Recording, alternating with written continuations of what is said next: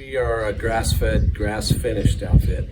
So, and we're certified by the American Grass-Fed Association. When we looked into organic, we had a lot of issues because there's a lot of this branch that's 100+ years old and has creosote-soaked posts and things like that makes made a whole bunch of our pastures ineligible, and so we've had a hard time justifying we can't replace fence. We exceed organic in every other aspect of the organization, and so we're and I think organic's got varying. The organic certification has varying levels, develops and creates varying levels of trust with customers. Some folks want to see that, and some folks don't think that it means enough. They want more specifics about how the beef is being grown, what the slaughter process is, what's being fed, what the life of the animal is, and what are the inputs into the animal. Yeah. And as far as like the flavor profiles from like grass-fed to grain-fed, have you seen anything that the consumer will notice or prefer over one or the other? Yeah. So let's jump. You're leading off with the grain-fed versus grass-fed question, which I appreciate. There's a lot of mouths that need to be fed in this world, and so there needs to be more protein, not less protein, being produced. There are going to be a lot of different ways to produce that protein. We look at beef almost like you look at the cheese counter in the deli and see how many different kinds of cheeses there are that people get to pick from. Being able to give the consumer a broad range of not just flavor profiles, but production approaches, prices, is just critical. It would break our society without that. So it is not.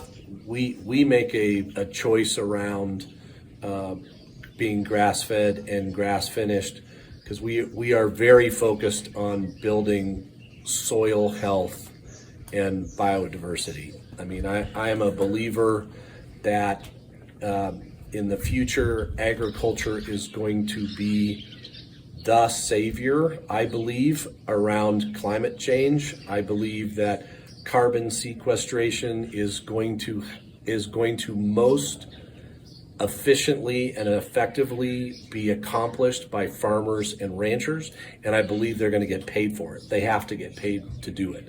And so I believe that will help to support not just large agricultural operations, but middle-sized operations and smaller operations, which, to my first point about a diversity of protein types and profiles being out there, they come from different kinds of producers. Smaller producers like us, we're not the smallest producer, but we're certainly not a large producer.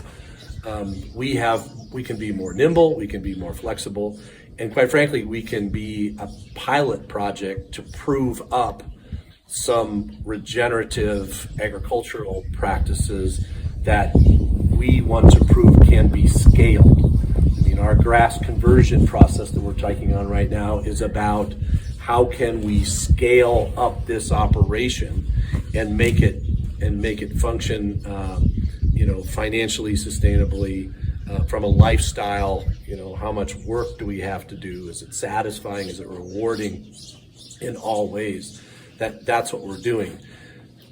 So I believe that with our focus on soil health, that cattle on terra firma, whether it's a triticale field that we're grazing or whether it's a grass pasture, is one effective way of putting carbon back into the ground and improving and increasing the nutrients and diversity in the soil itself, which at the end of the day, that's what all farmers do, right? We try to improve soil, feed the soil what it needs to feed the crops to maximize production. I'm going to ask a question to that. So if you could tell the anti-cattle people that think there should be no more beef, what would you tell them? Why would you say that they are beneficial? Well, from a 100,000 foot level, the earth needs cattle on it. I mean, it doesn't function without cattle on it. I mean, I look at our what we started out with in 2006. Margaret and I, and forgive me if this personal story isn't good for your class, but it's germane to this topic, I think, for sure. In 2006, we bought our first parcel here. It's 520 acres. I bought it because I was training field trial retrievers. I'm an architect and a planner. This was not what I was doing. I was training field trial retrievers. I built a couple of ponds to train dogs on, and I took about half the fences down here because it had been a cattle operation for over 100 years. Within a year, it became totally clear that this place didn't work without cattle on it.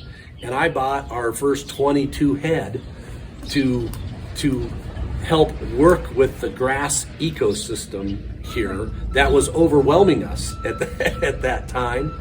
And we bought 22 pregnant mamas, and then we had 44, because in our first year we did not lose one single calf, which has not happened since. We thought, how hard can this be? And now, we're almost 10,000 acres and almost 1,000 head of cattle on this place. And we've learned that this ground needs the cattle. Part one. Part two, I go back to the carbon sequestration piece and the soil health piece. We have improved our pastures and our soil diversity year over year, every single year. I go back to, I love to invite FSA and NRCS folks to come out and look at some of the CRP fields that we've grazed to look at what we've done there and what those fields look like. I love to drive down Piggott Road between 88th and 80th, because there's a pasture on the right that we've been grazing for 5 years and a piece of grass on the left that hasn't been grazed in 10 years, but we just got that lease this year. Hasn't been grazed in 10 years. And it's like, you think it's two different seasons from that, and there hasn't been a cow on it yet this year, and it's just night and day. So the proof is in the pudding. I don't have the science background to explain that to a statistically significant basis, but I could drive you and show you. So that's why cows are important, and that's why cattle are important. Besides the fact that we are human beings and we need protein. I get that we need to explore lots of different versions of protein, and if people want to make a plant-based choice, make that choice for a fact-based reason and get educated. Find out what does go into your beef. How is your beef being raised? Is the way it's being raised a fit for you? Is that the issue you have? Is it an animal welfare issue? Our cattle have one bad day. And honestly, it's not that bad a day. On my 93rd birthday, I'll head up there myself. And there are farmers and ranchers here in Colorado and across our country who are all focused on animal welfare. They are the caretakers of the critters. And folks confuse the fact that at the end they're slaughtered and for food as being a lack of care or concern for those animals, and nothing could be farther from the truth. So you feel like there's the lack of education or the lack of like a labeling as far as like the meat industry that keeps people away from it, when really if they actually saw how this whole thing worked, and like you were saying with carbon sequestration, I'm sure people would jump on board, but it's it might be, do you feel like it's the lack of like having a label that distinctly says those ideals that you were talking about?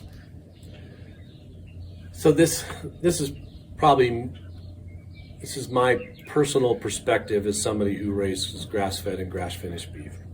It takes us longer and it costs us more to do it this way.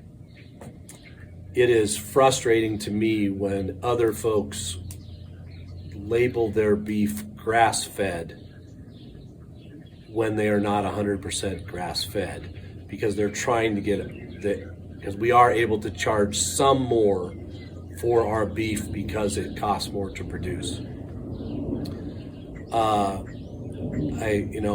think it's cheating to try to get on that bandwagon if that's not what you're truly producing. And there's some posers out there that are trying to greenwash their product. Sorry. Maybe talk about the origin labeling too, or how that plays in, and how that could change a lot of things. Yeah. I mean, the whole world of labeling is you could do a whole 3-day symposium on that. I urge our customers on everything they put in their bodies to find out what the words on the labels mean, what they truly mean. Get to know your producer. I think that's vitally important, by the way, for us to bridge a significant gap between the urban and rural places right now, right? I mean, people don't know how food is produced. People don't know who produces their food. And the people in the rural place have opinions or preconceived notions about the urban place too. So that this food conversation is such a forum for improving that connection that it's just critically important. One of the ways that happens is through education, learning more about your food and asking questions about your food. You'll probably learn a lot, probably find a lot of good things that you're happy about, probably might find some things that you're concerned about that'll help you make your food choices, your buying choices. That said, consumers, it's so important that consumers do that because the marketplace will follow the consumers, right? And you're seeing that. There's a lot more language out there, but we're kind of in a tweener spot right now where the words being used aren't very heavily and rigorously regulated. It's a lot of R's. And I wish there was more of that. Again, we work with the American Grass-Fed Association. It's a very high bar on a whole bunch of different levels of standards. It says who we are. It's the best representation of who we are and what we do. And a lot of our customers come to us because of that. They look and they learn about things and they do the research and they find us through that. So that's very helpful. It is harder when I hear somebody, we eat grass-fed and there maybe not. They also may not know where it comes from.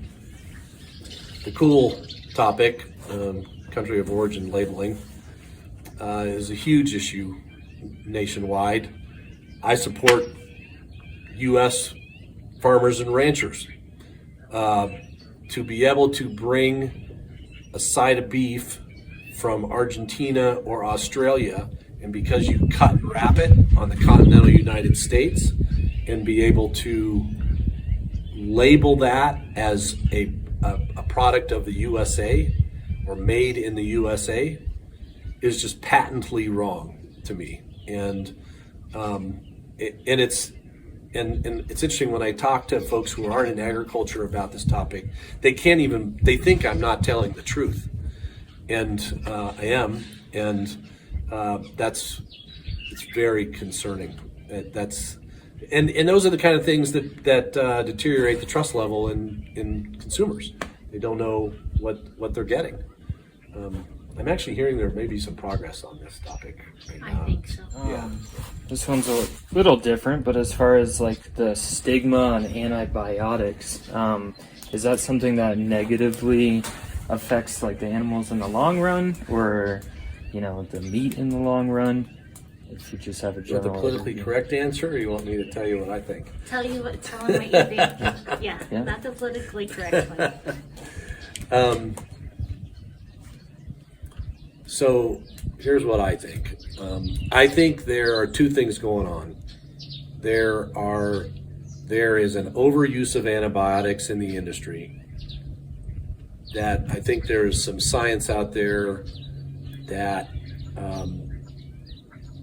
ask legitimate questions around does that cause antibiotic resistance in human beings or other animals, whatever. I think the same thing's true about hormones and other additives in beef, but specific to antibiotics. On the same other side of that coin, I think there also can be a blown out of proportion concern about antibiotics at the same time that our cattle are the only time we give antibiotics is if an animal is suffering and is sick and needs treated. They don't get, there's no CTC, chlortetracycline, that's being fed in a ration or anything like that on a regular basis. But we still do use antibiotics. For our buyer group, they get pulled out of our pool. If they've been treated for hoof rot, they get a shot and they're pulled out of our pool. We offer it up to our buyers. We tell them this animal's had a shot, and we give a 5% discount, and we sell them all the same way generally. So it hasn't been a big financial hit to us, because if we just took them up to the sale barn, we would take a hit. So we've been able to sell those animals. But the marketplace is very sensitive to antibiotics. I mean, I don't know what the Big Chicken, Purdue or whoever, that's their whole thing, is like no antibiotics, and so there's the marketplace that's again, the consumers are leading the marketplace, and the producers the industry is following, because they're hearing the consumers ask those things.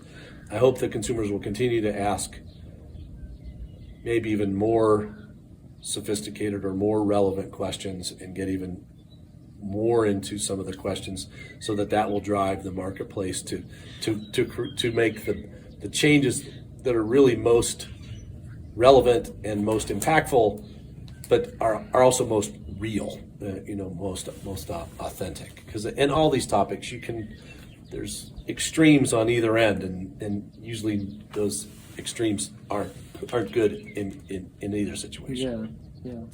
But we don't, for our beef, other than when an animal's suffering, there's no antibiotics, there's no hormones, there's no steroids. Don't do grass tetany. You don't worry about anything like that. They're tough. Yeah. They're gonna make it. Yeah.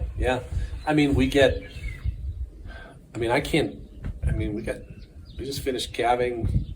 We got 950 some head on the ranch right now. I'm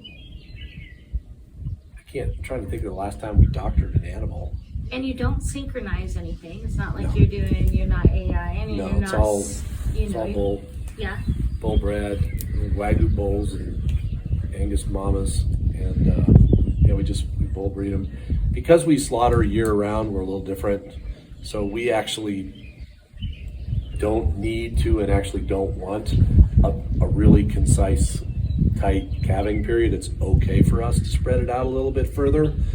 It's okay for our calves to be at different sizes, because we slaughter every week, 52 weeks a year, and we have to have fat animals coming online in order to accomplish that. So where do you take them to slaughter? We work with Atlas Meats in Fort Collins. They're small, mostly family operated slaughter plant. They are also one of 2 animal welfare approved slaughter facilities in the state of Colorado. We like that. It's important to our customers, and they've gone through that certification process. There weren't really big changes they had to do, but they have that certification process. And they also are very, very capable butchers. We've been really pleased with their cut and wrap ability, and attention to detail. We have their facility 1 day a week. Is for Yeah, you. Yeah, so we kill 1 day a week, they cut and wrap 1 day a week. And, you know, the truck inside, I don't know if you saw, they just pulled the freezer truck in. We just picked up, you know, stuff that we killed 2.5 weeks ago was in that freezer truck, and they're doing inventory and it's going in the freezer. All that beef will be, people are coming here tomorrow morning to pick up 8 quarters, halves, and wholes, and next Tuesday and Wednesday it'll be shipped out in boxes, FedEx. So when we're talking about, you know, the whole packer and the demand on that and how that's changed this because of COVID, right? Unbelievable. So let's say that I want it to be an organic beef producer, right? Where would I take them to be slaughtered? I got to tell you, it was incredulous to me that what the impact has been in terms of this, the skinny part of the pipe being in the production system being the slaughter plant. The fact that today, if you've got 2 steers in your backyard that you fatten up and you call down there, you're 16 months out. I mean, it's crazy, impossible, Right. unworkable dates. I don't have an answer to that question. I mean, why isn't the market responding? I guess is, I'm not in that business and I don't know that business, but you talk about supply versus demand. There's a huge demand. I gotta believe, and I am hearing of some folks trying to put together some slaughter facilities, but for these smaller operations, we need more, smaller kill plants dispersed to handle local production, so that a JBS, a Swift, or whatever isn't your only solution if you're a small producer. I mean, even if you're somebody that's, you know, killing 200 head a year, are you the right fit for a big industrial slaughter plant? I don't know. And what about on-farm slaughtering? Yeah. We've done that 1 year. We are USDA inspected. That is a requirement we have because obviously we resell it. So we don't need that for our 8 quarters, halves, and wholes, but we do for all of our individual cuts. We found 1 year a USDA, that's the sound of a sale just happening right there, a USDA approved and inspected mobile slaughter plant. It existed for 1 year. And the problem was that it cost more. We were willing to pay that. Our customers were willing to pay that. But there weren't enough other folks to keep them up and running. And so that plant got bolted to the ground just on the other side of the Colorado-Kansas border. And it's no longer a mobile facility. You know, our cattle take one trailer ride. It's not true. Some of the yearlings go up to some grass pasture in the mountains, but other than that, one time on the trailer. As a producer, what changes would you like to see in regards to labeling? Like more accurate keywords, like tighter standards where it is like more rigorous, so you know people couldn't slip in with that grass-fed, you know, even though it's not fully grass-fed like you were talking about. Yeah, I won't pick on just the grass-fed thing. I think that the beef world in particular, there are so many variations, but it seems like the labeling requirements are more one size fits all. It's not totally true, and I'm sure somebody could argue with me about that. But from our perspective, the sizes are too big, and we would prefer to see them more customized to the different approaches. For us, yes, we're able to sell our beef for a little bit more. It costs us a little bit more to produce. We're still a struggling business. I mean, we're not getting rich raising cattle and selling cattle. It's a good year when we can pay all our bills, and we love this life, and we're a mission-based organization around what we're doing. But it is hard when we're working hard to do everything right in terms of what our beef type is, and what our customers are paying for, when they may be being confused by labeling that might lead them to believe that something else is the same of ours, when in fact it's not. I just want a fair playing ground so that we can present our benefits, our cost, and a buyer can make their family budget and health and sustainability level decision.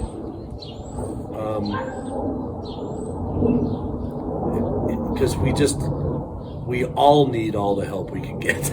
I mean, it doesn't matter if you're a small operation or an enormous operation. Everybody's working hard to try to make it work. And a year like we had last year, you talk about a tale of two cities.